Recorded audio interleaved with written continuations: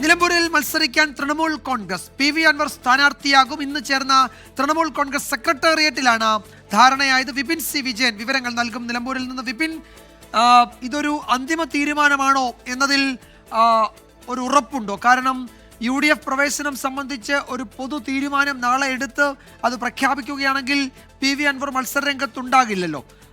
ആ ഒരു സാഹചര്യം ഇപ്പോഴും നിലവിൽ നിൽക്കുന്നുമുണ്ടല്ലോ. എന്താണ് ഇന്ന് നടന്ന തൃണമൂൽ കോൺഗ്രസിന്റെ സംസ്ഥാന യോഗങ്ങളിലെ നേതൃയോഗത്തിലെ ഒരു തീരുമാനം, ഒരു ചർച്ചയുടെ പൊതു സ്വഭാവം എന്തായിരുന്നു? വിജയകുമാർ, നിലമ്പൂർ ഉപതെരഞ്ഞെടുപ്പിന്റെ രാഷ്ട്രീയ ചിത്രം തന്നെ മാറ്റി പി.വി. അൻവർ തൃണമൂൽ കോൺഗ്രസിന്റെ സ്ഥാനാർത്ഥിയായി നിലമ്പൂരിൽ മത്സരിക്കും എന്നുള്ളതാണ് ഏറ്റവും ഗൗരവമുള്ള ഒരു രാഷ്ട്രീയ കാര്യം. ഇന്നിപ്പോൾ മഞ്ചേരിയിൽ നടന്നിട്ടുള്ള തൃണമൂൽ കോൺഗ്രസിന്റെ സെക്രട്ടേറിയറ്റിലാണ് ഇതിന് അനുസരിച്ചുള്ള ഒരു ധാരണ ആയിരിക്കുന്നത്.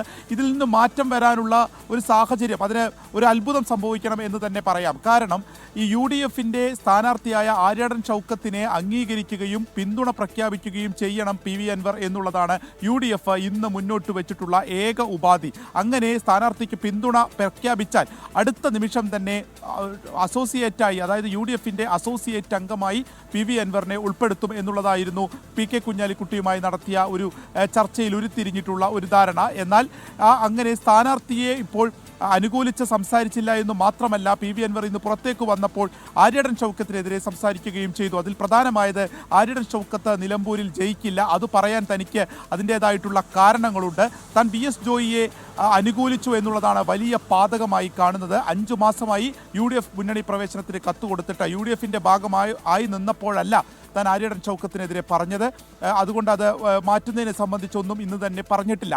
മറ്റൊന്നുള്ളത്, അങ്ങനെ ഒരു പ്രഖ്യാപനം വന്നാൽ മാത്രമായിരിക്കും UDF ഈ ഒരു ഘടകകക്ഷിയാക്കുന്നതിനൊക്കെ സംബന്ധിച്ചിട്ടുള്ള ഒരു ചർച്ചയിലേക്ക് പോലും പോവുക. പക്ഷേ ഇപ്പോൾ തൃണമൂൽ കോൺഗ്രസിൻ്റെ ഒരു ക്യാമ്പിൽ അത് മത്സരിക്കുന്ന ഒരു മൂഡിലേക്ക് മാറിയിരിക്കുന്നു. അവർ മത്സരിക്കുന്നതിന് വേണ്ടി ഒരു സന്നദ്ധത അത് ദേശീയ നേതൃത്വത്തെ അറിയിച്ചു. അവിടെ നിന്ന് വരേണ്ട നേതാക്കളുടെ ഒരു ലിസ്റ്റ് കൈമാറിയിട്ടുണ്ട്.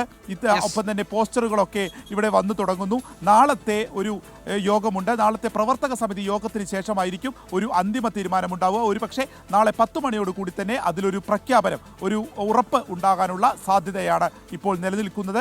UDF ക്യാമ്പിനെ സംബന്ധിച്ച് ഇനിയും ചർച്ച നടക്കും. കാരണം നാമനിർദ്ദേശ പത്രിക സമർപ്പിച്ചാലും 5-ാം തീയതി വരെ പിൻവലിക്കാൻ കഴിയുമല്ലോ എന്നുള്ള തരത്തിലാണ് രമേശ് ചെന്നിത്തല സംസാരിച്ചത്. പക്ഷേ പൊതുവായി വലിയ രീതിയിലുള്ള ഒരു സമവായ ചർച്ചകൾ ഇപ്പോൾ നടക്കുന്നില്ല എന്നുള്ളതാണ് ഈ ഘട്ടത്തിൽ മനസ്സിലാവുന്നത്. വിജയകുമാർ.